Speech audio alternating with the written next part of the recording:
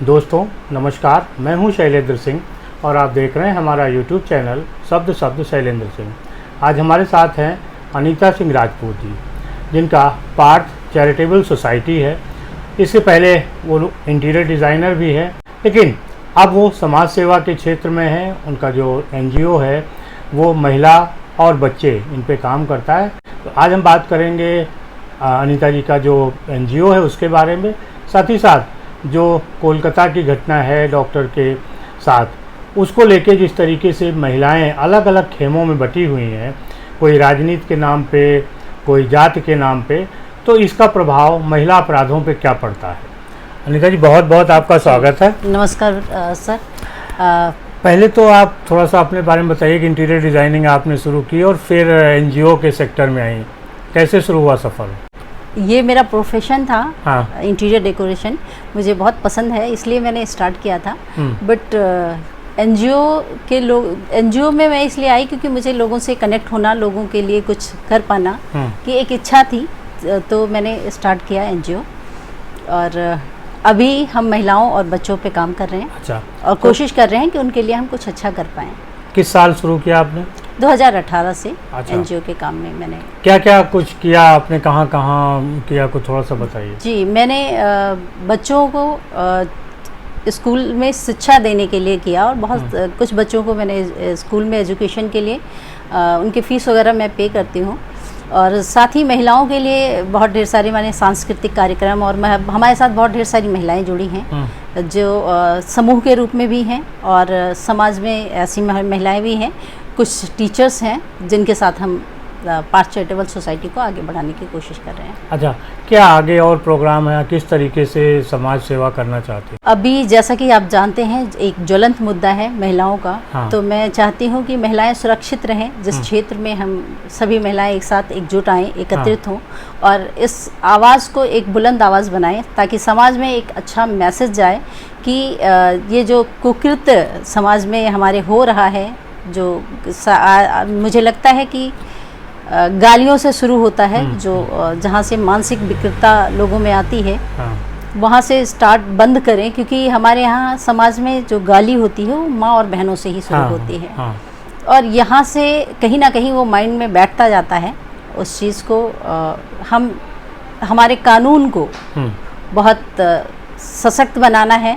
लचीला कानून महिलाओं के संबंध में बिल्कुल नहीं चाहिए और कानून में बदलाव आना चाहिए।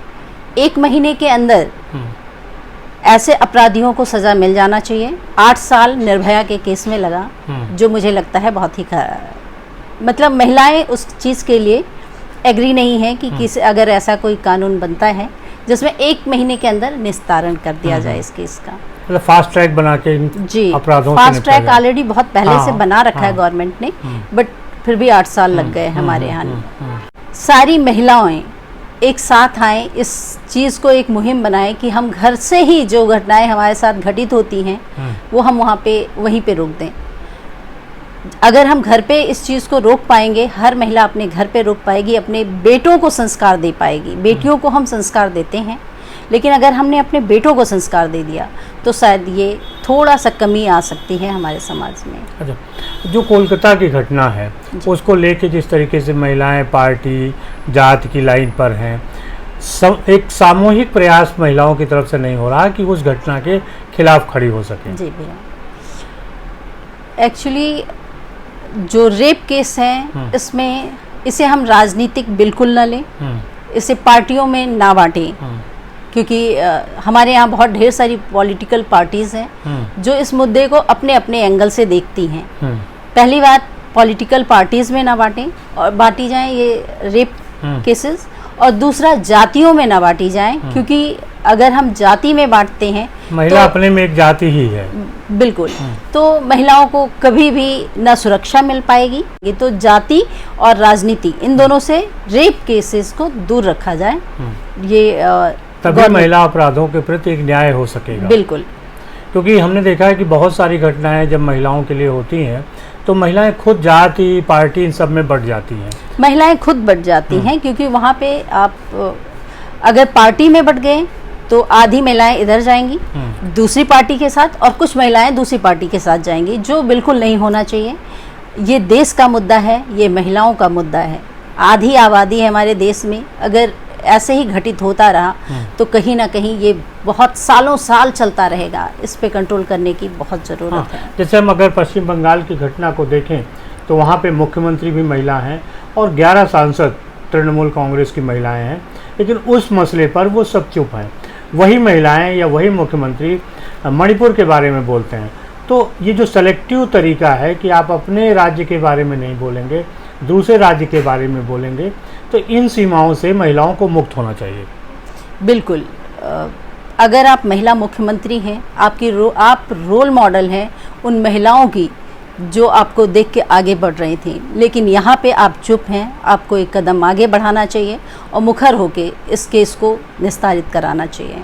आपके बंगाल का केस है और महिलाएं आपका सम्मान करती हैं, तो कहीं ना कहीं आपको महिला होने के नाते भी और एक पॉलिटिकल पार्टी स्ट्रॉन्ग वुमेन होने की वजह से इस केस में हाथ डालना चाहिए और सामने आना चाहिए। जवाबदेही आपकी बनती है।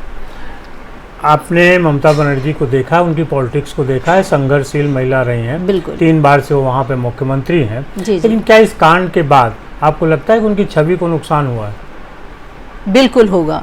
वो बंगाल की बात मैं नहीं कह पाऊंगी, लेकिन अगर आप ऐसे किसी भी मामले में आप चुप्पी साध लेते हैं, आप अपराधी के साथ खड़े होते हैं, तो कहीं ना कहीं आपके जो भी आपकी पद प्रतिष्ठा है उस पे हानि आएगी।